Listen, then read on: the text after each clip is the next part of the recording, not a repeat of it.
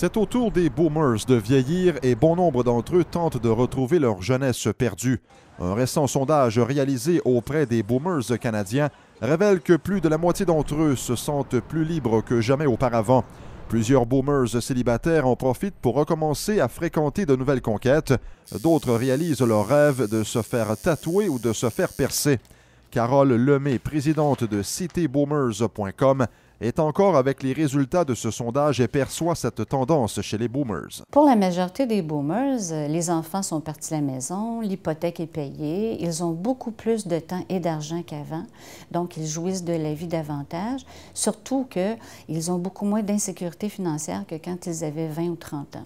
Ils vivent donc une seconde jeunesse et ils profitent de cette nouvelle liberté en suivant des cours, des activités sociales, ils voyagent et même que plusieurs d'entre eux deviennent célibataires, se font des nouvelles conquêtes et en plus fréquentent les sites de rencontres. Malheureusement, lorsqu'il s'agit de pratiques sexuelles sans risque, bon nombre de boomers n'appliquent pas toujours ce qu'ils prêchent à leurs enfants. En fait, près du tiers des boomers célibataires admettent avoir des relations sexuelles non protégées avec un nouveau partenaire depuis qu'ils ont 40 ans.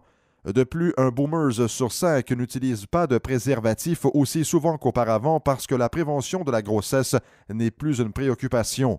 Selon le docteur Marc Deschênes, directeur du département d'hépatologie du Centre universitaire de santé McGill, les boomers ont droit à leur liberté et ils devraient en profiter, mais il est important qu'ils prennent des précautions pour se protéger.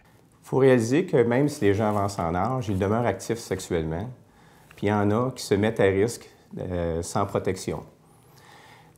L'hépatite B est une maladie qui peut attaquer le foie, puis ça peut être transmis sexuellement comme une MTS. Il y a à peu près 300 000 personnes au Canada qui ont une hépatite B chronique. Beaucoup ne le savent pas. Il suffirait d'une relation sexuelle avec un d'entre eux pour attraper l'hépatite B qui pourrait causer une hépatite même sévère.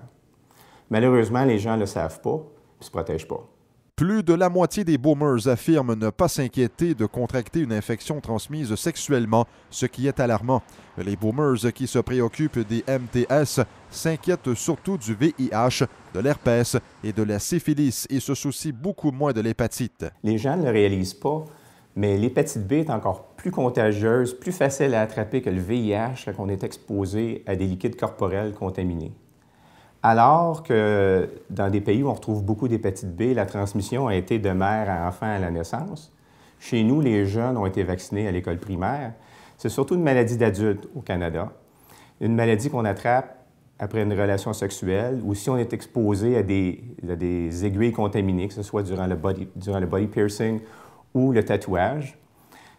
Puis ce qu'il y a d'alarmant, c'est quand on revient en arrière et qu'on a eu un cas d'hépatite B, on n'est pas capable de retrouver où ils l'ont attrapé. Donc, je pense que l'affaire la plus sage serait de se protéger et de se faire vacciner. Le docteur Deschênes indique que les Canadiens devraient également se soucier des autres types d'hépatite. L'hépatite C, qui est également transmise par le sang et qui peut être contractée via des instruments non stérilisés, et l'hépatite A, qui est contractée lors de la consommation d'aliments ou de boissons contaminées. Toutes les formes d'hépatite entraînent des conséquences graves comme la jaunisse, une fatigue extrême, la nausée, des douleurs abdominales et elle peut également entraîner la mort. L'hépatite B en particulier est la cause principale du cancer du foie à travers le monde. Heureusement, des vaccins sont disponibles pour protéger les gens de l'hépatite A et B. Il n'existe toutefois aucun vaccin contre l'hépatite C.